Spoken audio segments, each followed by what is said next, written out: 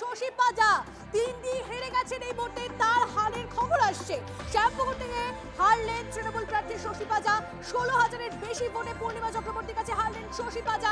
কথা বলবো দীপের সঙ্গে। দীপ, দেখো, আরো একটা নক্ষত্র পতন বললেও ভুল হবে না, কারণ রাজ্যের দীর্ঘদিনের মন্ত্রী, হেভিওয়েট মন্ত্রী শশী পাজা তিনি তার নিজের কেন্দ্রে হেরে গেলেন। তাকে হারালেন বিজেপির পূর্ণিমা চক্রবর্তী। যে পূর্ণিমা চক্রবর্তীর নাম বোধহয় সাধারণ মানুষ তারা এই ভোটের আগে শোনেননি, কিন্তু পূর্ণিমা চক্রবর্তীর প্রোফাইল যদি দেখতে হয় তিনি বিজেপির দীর্ঘদিনের একনিষ্ঠ কর্মী।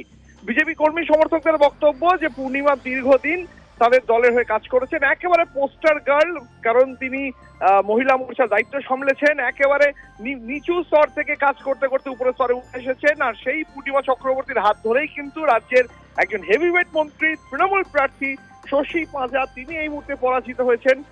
ইতিমধ্যে এই শশী পাজা এবং তার দলের যারা কাউন্টিং এজেন্ট রয়েছেন তারা আনঅফিসিয়ালি সূত্রের খবর মারফত সেই পরাজয় স্বীকার করে নিয়েছেন।